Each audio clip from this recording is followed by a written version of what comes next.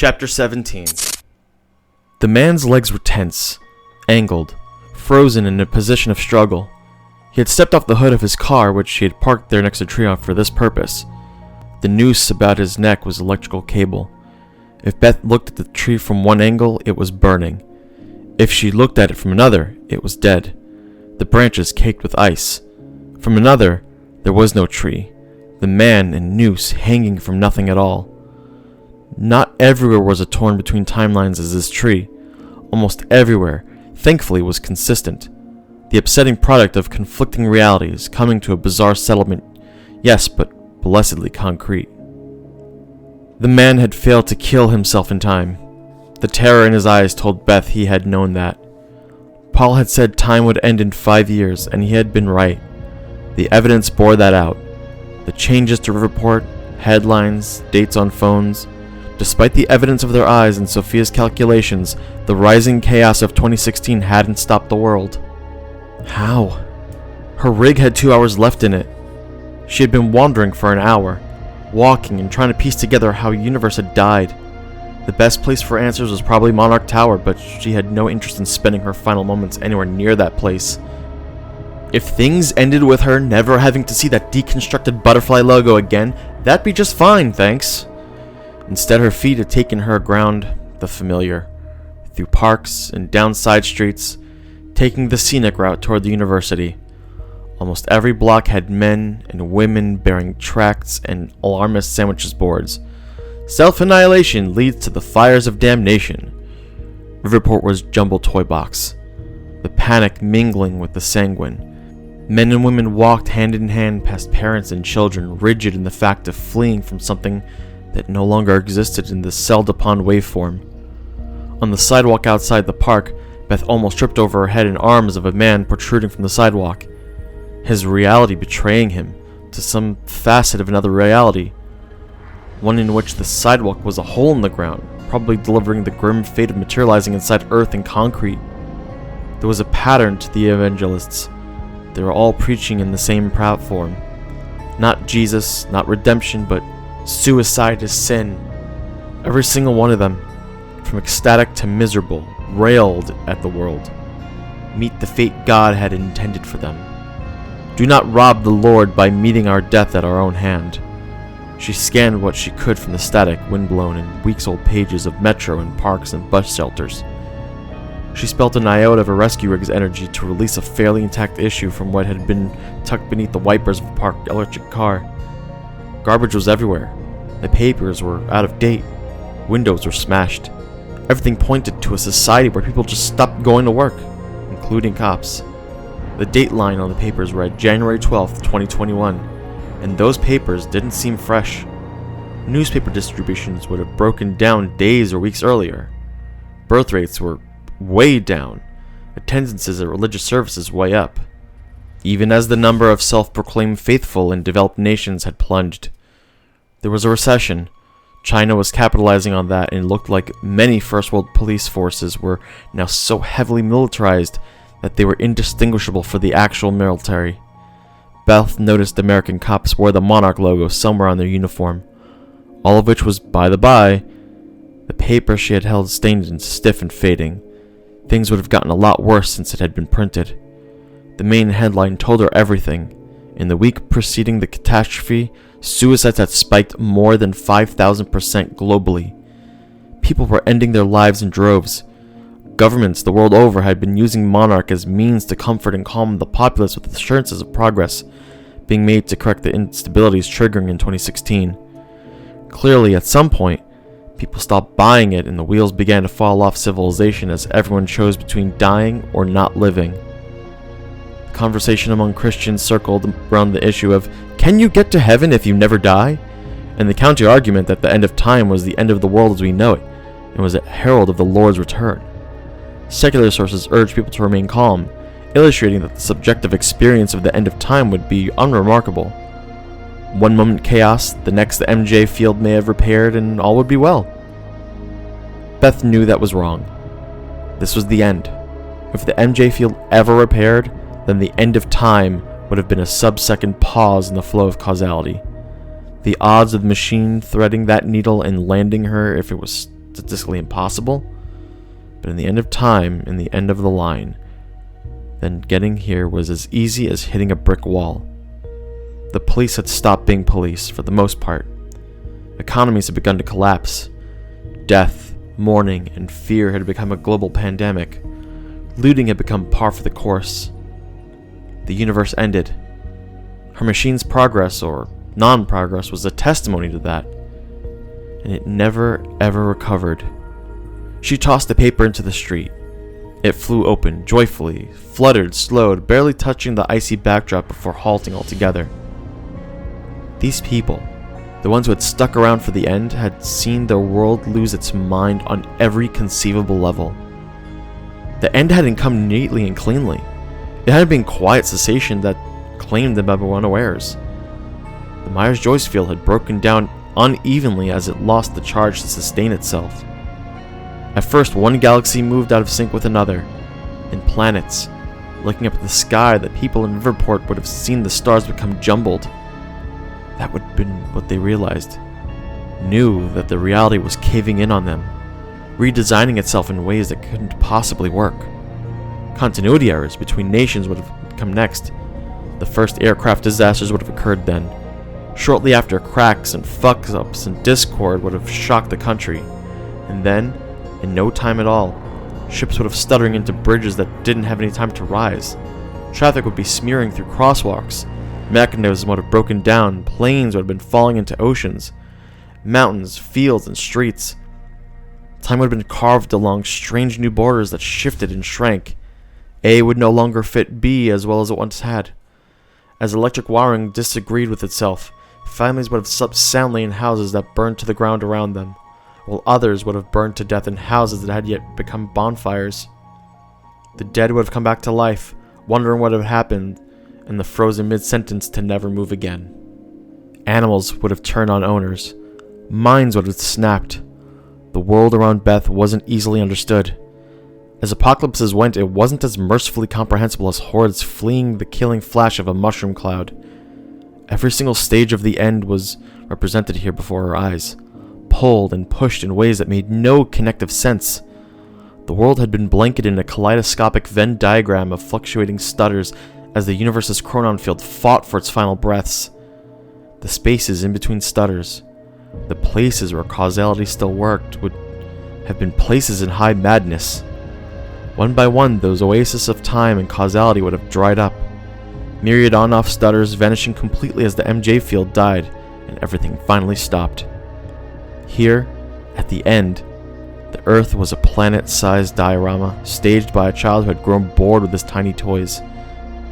On a sidewalk, a humanities student played guitar for coins, while a portly Mexican in a Captain America t-shirt shielded an arguing couple from a Molotov cocktail thrown by a gleeful old woman who had retrieved it from an array of such weapons set up next to an academic bookstore, bearing the spray-painted words, "Embassy of the End Times, all welcome." Beth had seen every vehicle in a dealer's lot set alight, while across the street people wandered out of a warm cafe sipping cocoa. Another anomaly like the hanged man in his tree, a helicopter had attempted an emergency landing on the Riverport University campus and failed. 40 feet above it, the same helicopter was attempting the same emergency landing, same markings, same horrified expression on identical occupants, doppelgangers all. She found these places difficult to look at. It strained the mind in ways it was not built for, and she quickened her pace to pass such sights.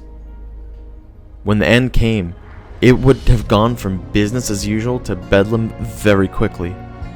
Every one of these people would have seen something different, depending on where they stood. Completely alone, they would have been locked in their own version of universal death by madness. Step to the left, and it would have been something else entirely. Step to the right, something else again. By then, the total collapse of the MJ field would have been a mercy, locking everything into a final, agreed-upon tableau. The existence of this tomb planet told her that she would fail. She would not save the world. Nobody would. Look around. This is where we end up. But it wasn't where she ended. She knew that. At some point, Beth was destined to meet her younger self and would ensure that girl was trained. That meant Beth getting out of here. It meant that Beth met herself past and still believed enough in the mission to ensure that young girl was taken and trained. It meant there was hope. It meant her future self had reason to believe it was still worth trying to save the world. This world may be still, but she had agency. She could retrieve the countermeasure, and if not activate it in 2016, she could activate it here. That'd work, right? Didn't matter. It was a distraction. That was all she needed right now. She needed to find chronon energy, stat. She turned toward the university.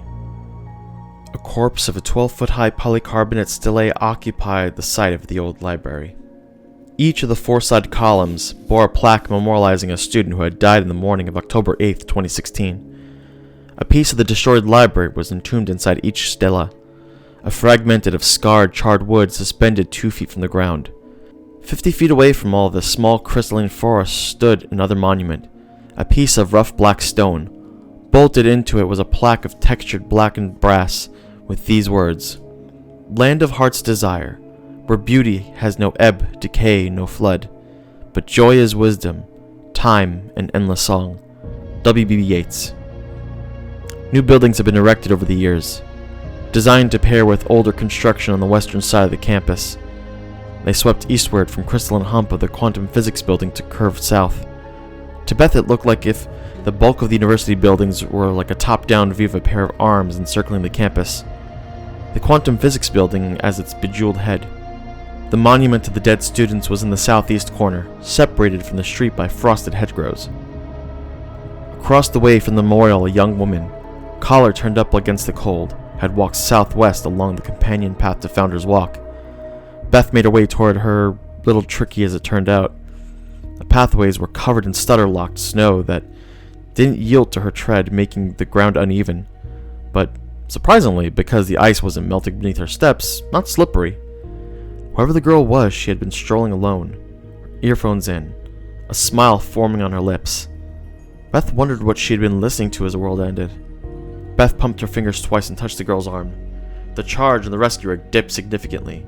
The smile bloomed on the girl's face, and as momentum kicked in, she spilled forward. Arms pinwheeling backwards, she righted herself, saw Beth suddenly there, and reflexively panicked. With a scream, she pitched backwards, her booth concreted within an inch of stutter-locked snow. She hit the ground hard, breath punching out of her with a dull human sound. Stunned, blinking, she struggled to her elbows. "Hey! Hey!" Beth said. "I'm friendly, here!" She extended a hand. "Hand up!" The girl swatted the hand away, eyes wide with outrage, and turned her attention to her trapped foot. A voice echoed across the expanse like a gunshot. "No!" At the northeast fork of the path, where it carried on north toward the quantum physics building, stood a lone, desperate figure. Male, mid-20s, leaned beneath a scavenged, weather-rated jacket and jeans gone faded and worn along the knees and thighs. Even from that distance, Beth made out the shadow under his eyes, the frantic hair, anxious and fretting. Beth immediately recognized Paul Serene. Early 20s, filthier but undeniably him. The Paul Serene who had first traveled through Monarch's machine, the night at Riverport University. In that moment, all she felt was the weight of the gun in her armpit. "Leave her!" Paul shouted. "She'll draw them in! Leave her!" Draw them in? She knew exactly what he was referring to. The campus seemed clear. No movement other than herself. The girl and young Paul Serene still waving urgently.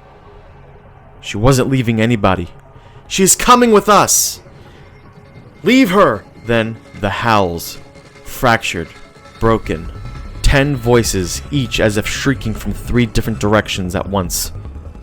A sound felt, received, but not heard. A sound that resonated in the oldest chambers of Beth's mind. Heirloom fears disintered from the dark primordial soil. The girl in the snow began screaming. "Wait! Just hold still!" Beth said, trying to keep the quaver from her voice. The girl at her feet was thrashing, wrenching at her ankle. Beth kneeled, double pumped her fingers. Beth released the snow around the girl's boot and the girl scrambled free. Paul was already running, north. Then Beth saw them, suddenly present, coming for them from the southern streets and from behind the shrine to the east. Shifters. "I'm sorry," Beth said, but the girl already taken off, slipping, collapsing, scrambling. sorry." Beth got to her feet and ran, stiff-legged, each heavy landing on her wounded leg like a knife twisting into her flesh. South and east weren't options. To her left was a building and she didn't have time to be released indoors, plus anything could be in there. She ran north, following the girl, following Paul Serene, headed for the fork in the path. "Bank left," she called out. "Make for the quad—" The girl stopped so abruptly Beth had no alternative but to turn her shoulder and take the impact. It was like running into a wall. Beth spun with the impact, cycling around the girl's right-hand side. In slow motion, Beth saw the girl's flight had been arrested mid-run, both her feet off the ground, hair thrown forward over her face by the force of the fractal fist slamming between her breasts, passing through her chest, ending her instantly, immobilizing her in the microsecond of her death. The monstrosity's phasing face tracked Beth as she stumbled. Her steepled fingers pressed to the cobbles to keep her from going over completely. For a horrifying second, pain bloomed bright as she was certain her bad leg would betray her. But then, like a runner at the blocks, she propelled herself north toward the quantum physics building. Behind her, the thing howled again. Its siblings answered the call, and they were everywhere. Her legs stiffening, seizing. She wasn't going to make it. "Move!" Paul was at the end of the path. It terminated at a paved walkway and ran east-west. "Follow!" He ran west, alongside the crystalline quantum physics building, making for the entrance. Behind Beth were at least a half dozen of the shifting, flickering, howling things converging fast, lurching weird, grasping and spasming, as if each one had a violent argument with infinite versions of itself. She couldn't die like this. She hit the walkway, used hands on wall to arrest her momentum, and shift 45 left, powering after Paul. "What are they? What are those things?" He didn't answer. He was at the door, disappearing inside. "Don't lock it, fucker. Don't you lock it." She slammed through. "Leave the door open," he yelled. "Over here!" The atrium was no longer an open reception area with a wealth of superfluous space. The interior of the dome was now crowded with a maze of smaller buildings in its construction. Beth ran into the narrow lobby just as Paul toppled a heavy drum onto the side in front of the doorway and... "Is that a grenade?" "Door 3 behind me. Get inside!" And he pulled the pin, held the spoon, released the safety steel on the drum. A wall of flickering, roaring black forced its way through the door. She heard the spoon ting as she leaped into the room. The room was a techno hive, but she worked at Monarch long enough to know a Chronon integration setup when she saw it. Racks of charging Chronon batteries, sterile surfaces, monitoring stations, batteries, aggregators, Chronon energy. Exactly what she needed. Paul crashed in behind her. "Floor!" he cried, gesturing frantically. "Floor!" A panel of flooring had been lifted aside, down which he had leaped. The roars were deafening. They'd overrun. "Floor!" Beth leaped into darkness. Paul appeared out of nowhere and yanked the hatch shut. The grenade detonated. Most of the howl ceased entirely. Outside, from what Beth could hear, the stragglers reluctantly, resentfully retreated. "That," she said, "was a Chronon battery." "You blew up a Chronon battery?" The crawl space beneath the aggregator was intended for maintenance. It was tight, airless, crammed with the underguts of an apparatus that might have given them lymphoma if it weren't as stutter-locked as everything else. The crawl space led away from the hatch, opening to what looked like a small surface area. Beth saw a wax candle, immobile and anything else, a source of perpetual yet strangely static light. Paul seemed to be having trouble with language. "They don't like. The Chronon burst restarts causality for a brief time in a limited area. They can't manifest outside of a Chronon-free area, so they're my safeguard. Potential, they find it, painful." He turned on all fours and crept toward a dim light past near knots of fat cabling. "Hurts them. When you're alive, you can do anything." He was murmuring. "When you're dead, you're just one thing. I keep batteries up there. They only exist in stutters." Beth looked to the light ahead, hand to her gun and out of need for security. There was a reason her Z persona had been so extreme. It was to make her Beth persona unrecognizable by contrast. In this moment, it paid off. Paul didn't recognize her at all. Checking her gun again, she crawled toward the light. "Cost me a week's sleep," he was saying. "What you made me do? When you made me waste all that chronon. A week's sleep." "A week's?" She emerged into his hidey hole. Ambient light from underfloor diagnostics lit the place midnight blue in shadow. He had enough space for a thin, closed-cell foam-hemmed sleeping bag, with a jacket for a pillow. But this was a hunk of technology. Beth recognized as being a refined, miniaturized version of the stutter shield generators. Monarch used to run strikers and juggernauts through the paces. This was smaller, though. Redesigned. "Hey," she said. "Nice place. How long you been sleeping here?" Paul closed his eyes, shook his head. "Don't know. Meaningless question. Don't know." He tapped the device. "Slept a lot." She leaned forward to get a closer look, minding her head against the low ceiling. "Don't," Paul said. "Don't touch it." "I won't. It's a stutter generator?" Paul shook his head. "Causality." She took a closer look. Science really wasn't her thing, but this generates a causality bubble. Lifeboat, of course. Its directive was to ensure people would remain mobile and aware once time stopped flowing, just like the bubble she had seen around the top floors of the tower. "Can't sleep without it. Fall asleep, I'll become like..." He gestured toward the hatch. "The monsters." Paul shook his head. "The other people. I'll never wake up." Beth remembered. The Joyce farm. Jack knocked out by the erupting bear cat, freezing at the moment he lost consciousness. If Paul lost consciousness in a chronon-free zone, he'd become as immobile as anyone else. She imagined him living here under the floor for months, maybe years, scavenging not only food, but time, living in fear of shifters, in an effort to stave off oblivion. "My name's Beth," she said. "Who are you?" He trembled. "Paul," he said, and just like that, the pathetic figure of a man burst into tears. When was the last time someone had asked him his name? Asked him anything? "Please," he said, "take me back inside." "Inside? You mean upstairs? The lab?" "No," he said, hurt by her obvious cruelty. "The tower." The flickering shield above the top floors of the Monarch building. Someone keeping the lights on. Beth calmed him. Distracted him. Decided they needed to eat. Paul showed her now he had been surviving. Canned goods, a propane cooker, bottled water stored in the staff kitchenette upstairs. She had about 40 minutes left in her rescue rig. After that she'd be stiff as every other poor bastard. Out from under the floor, Paul noticed her wounded leg immediately.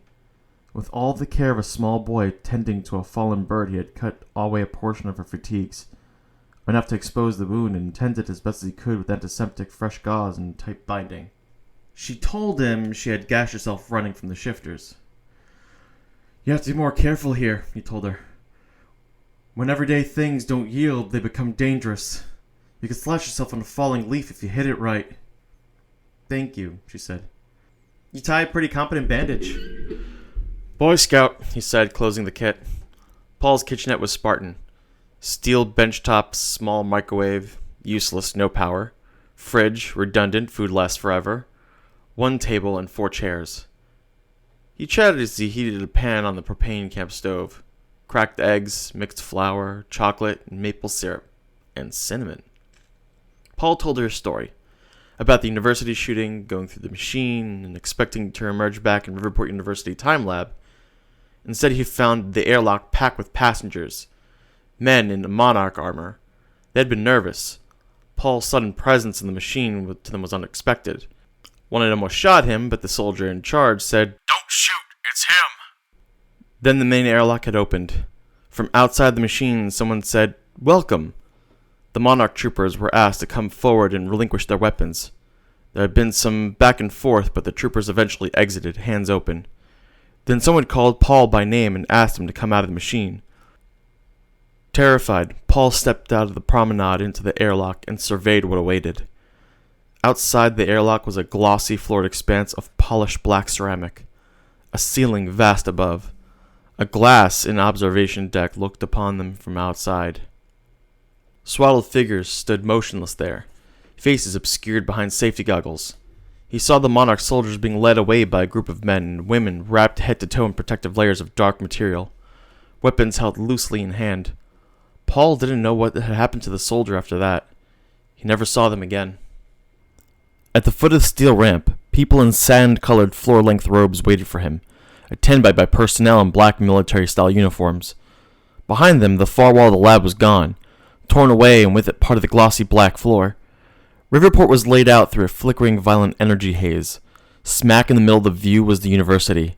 The sky above it was a thick mass of black cloud, punched through with pale eddies, bolts of terrible energy leaping from earth to sky.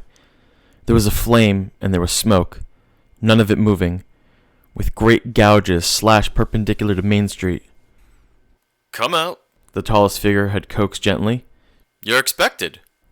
"Wait," Beth held up a hand. "How did they know you were arriving?" Paul was getting frustrated with what he was cooking, sighing, watching it fall to bits atop the plastic spatula. The gas cooker froze every now and then, and Paul had to make contact with it for half a second to reanimate it. "The people in the tower, they were always working, up there." Project Lifeboat. Had to be. "Sometimes they come out in Bearcats, hauling trailers. Sometimes monsters come for them. And they do what I do, drop chronon charges and run." They did it then. Lifeboat happened. The world ended and Hatch got what he wanted. "They've even got planes," he said. "I've seen them taking off from the airport. Why go anywhere? The entire world is like this, right?" "I really don't know, Paul. I woke up," she lied. "Someone put this gadget on me, told me how to use it, and left me to it. Told me to come here and look for a chronon supply before the charge runs out." She watched as he reached for a plate and moved it to the stove. He scraped the mess onto it. "Are they good people, do you think, in the tower?" "I don't know," he said sullenly. "They gave me supplies, led me from the tower, and that was that. Sounds like you got the same treatment. Maybe it's an experiment." "Thank you," she said as he handed her a plate. It smelled like something a kid would make for breakfast. If she was going to eat and she had to make it quick before the charge dissipated, taking bits and pieces between her finger and transfer it to her mouth. Lumpy, sweet, dry, and powdery, but who knew what next meal was coming from? She noticed him watching her hands, specifically her thimbled fingers. "The people up there wear these," she waggled her digits. "Only when they go outside." "I've seen you around, haven't I?" Beth swallowed. "This is good." "I've seen you around." "Gotta get out sometime," she said, hoping that'd be the last of it. "You know who I am." Her bones flashed glass cold. "Sure," she said dutifully, taking another mouthful, buying a few moments to think. "You're Paul." "I'm not wearing a rig," he said. "You weren't surprised by that at all." The cooker's blue flames became rigid. Paul forgetting his own meal. "Why are you here?" She swallowed, the clumped lump sticking in her throat. "I figured that was normal for some people." Paul had nothing to say. He just looked at her, working her out. She couldn't tell what he was thinking, but if he was half as skilled as Paul Serene she knew in 2016, he could kill her here and now. All she could taste was the chocolate and cinnamon, and she knew who he would become, the things he would do.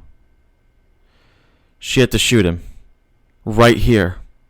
Right now, with the taste of the child's meal in her mouth. "I'll help you," he said. "I have plenty of chronon batteries. I don't need a rig so we can make them last a long time. The chronon umbrella only fits one, but we can keep sleeping shifts. You'll be okay." Ah, shit. He had shown her how to tap the current model chronon containers to recharge her rig, and then they were retracted beneath the flooring. Shifts were howling in the city, but it was distant. Paul was right. It was safer here on campus. She figured the concentration of chronon energy stored as in may have been enough to keep them away.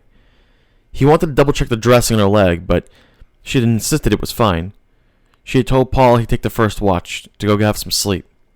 Paul had crawled onto his little mat, pulled his sleeping bag over him like a blanket, and curled up fetal. "I'm sorry I was suspicious," he said.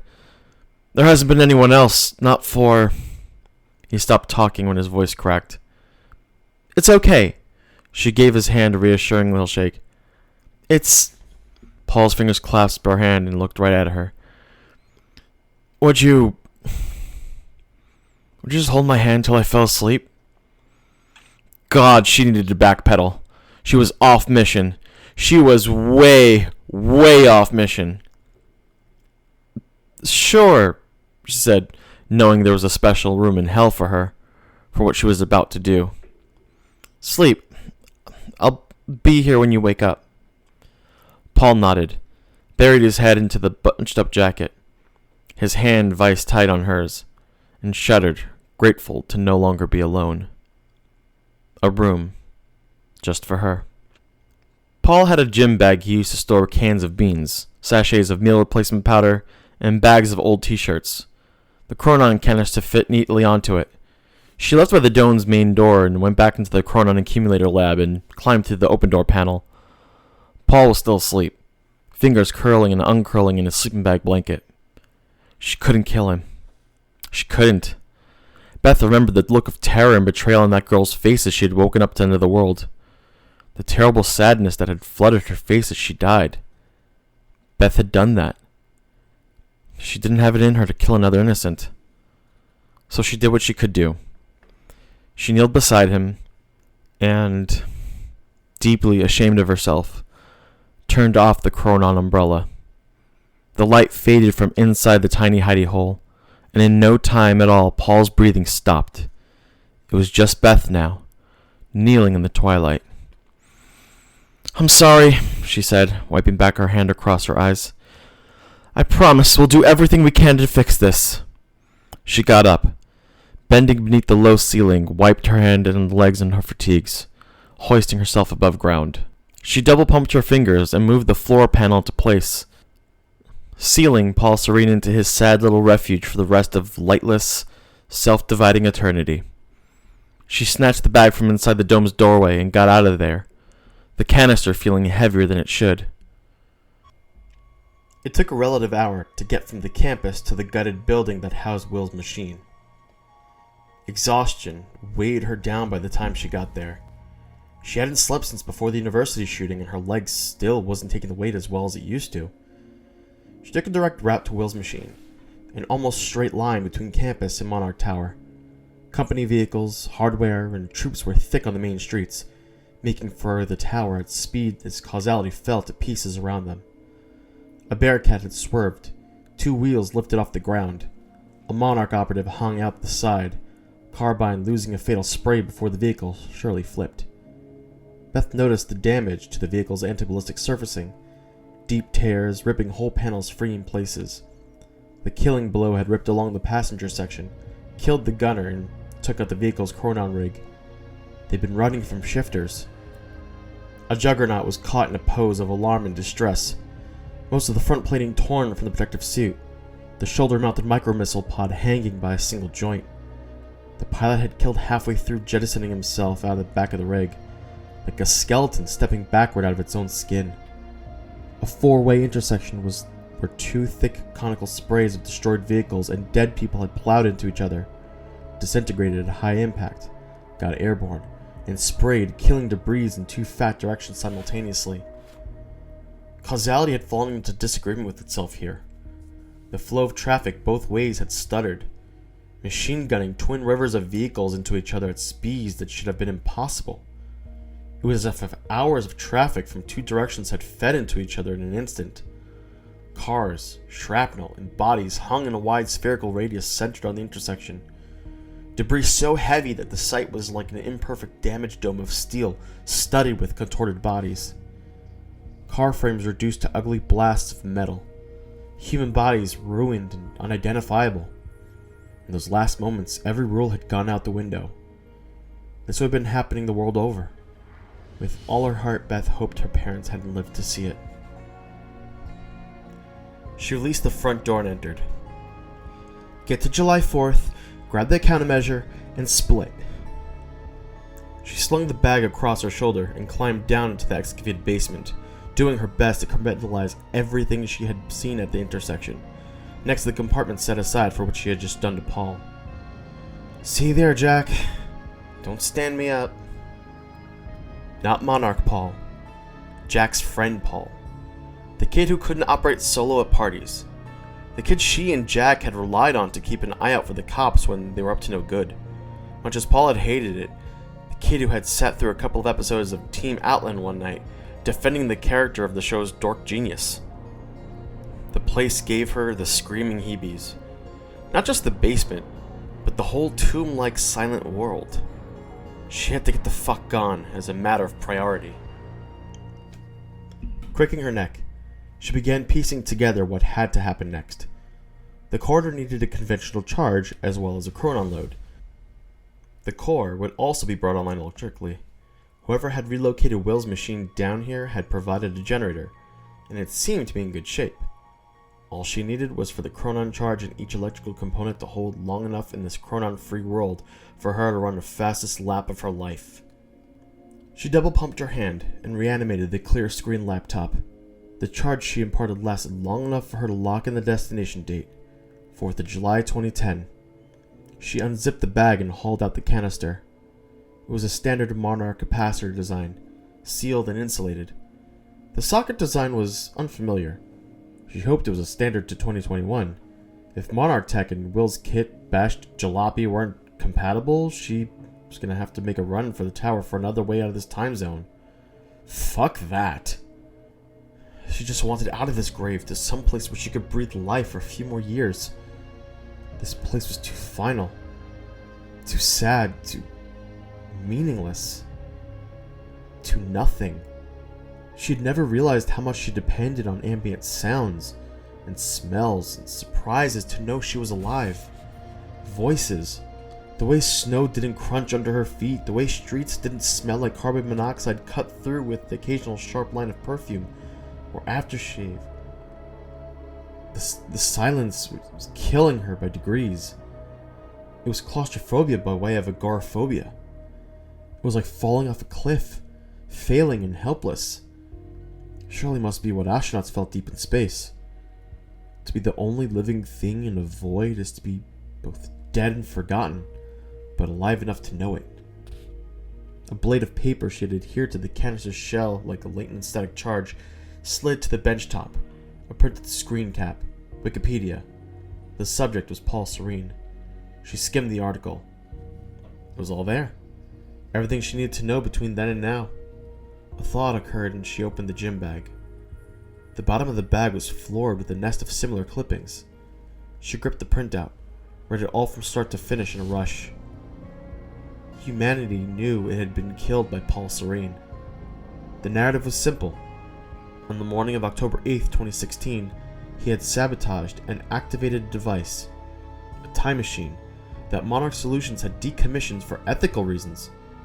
24 hours later, Paul Serene issued this one and only communique to the world, detailing what he had done and why. The MJ field had been dealt a fatal blow. The universe had a few years left of life left. In that time, the chronon levels would drop, causality would become increasingly schizophrenic, and then finally, time would cease to flow altogether. In the days after, Martin Hatch had come forward with a proposal. Project Lifeboat. He spelled it out plainly. The end of time was inevitable, but humanity could survive it if Lifeboat was operational. Humanity's best and brightest could work beyond the end of time to engineer a solution. Paul Serene was known and remembered as a monster, the man who had erased the universe. Martin Hatch was known as the man who may have saved it. The frozen world outside was waiting for him to succeed. The Paul Serene, asleep on campus now, had known this. Saving her, making pancakes, holding her hand, had known all this. Shit! Dropping some charge, she reefed out a fat coil of textured cabling from the tray beneath the workbench. Shit! It ended in what looked like a compatible plug, multi-pronged with a thready safety collar. It took a little force, but eventually the connector snapped into the battery and she screwed the collar down tight. He had known. Transferring a C-charge to the laptop and dumped half her rig's power into the machine, releasing it from stasis. She checked the ladder, listened. Nothing. A few keystrokes in the power gauge on the canister lit violet, the laptop registering a steady flow of C particles from the canister to the corridor. 1.21 gigawatts, she muttered to herself, wandering over to the generator. 1.21 gigawatts. Here we go. She double-pumped her fingers, pressed her palm to the flat casing of the diesel generator parked on the bricks by the wall. First you get sentimental over Gibson's kid, now you do this. Quickly she pulled off an access panel, hoped for the best and kicked it off. Too soft for this star.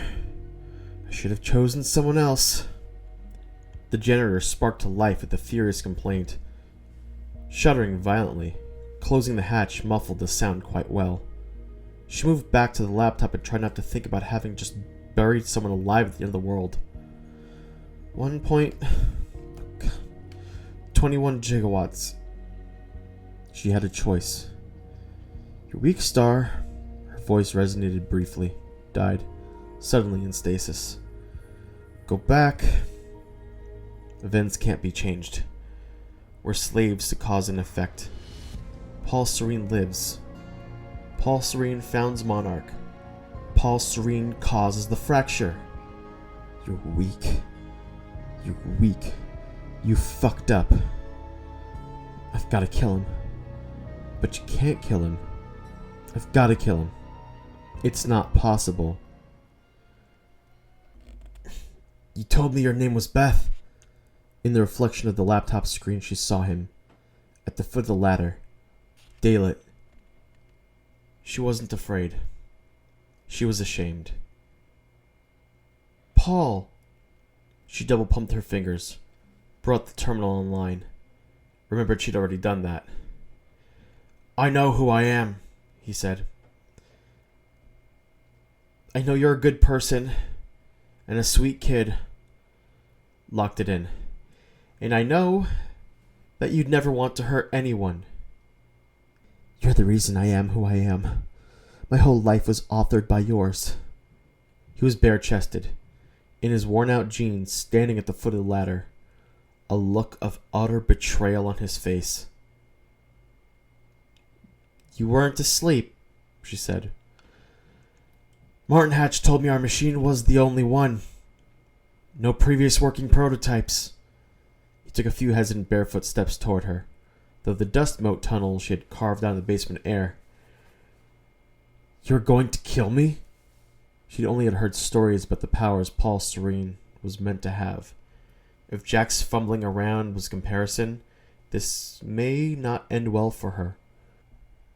She reminded herself, you can't die. Not yet. By the same rule, Paul couldn't either. So where did this leave them? Somewhere beyond the walls, shifters howled. Paul's limbs locked, his breathing caught in his thin chest. Why did they make that sound? She asked. We hurt them, he choked on the words, swallowed. Causality, potential, possibility. It all fountains off living people.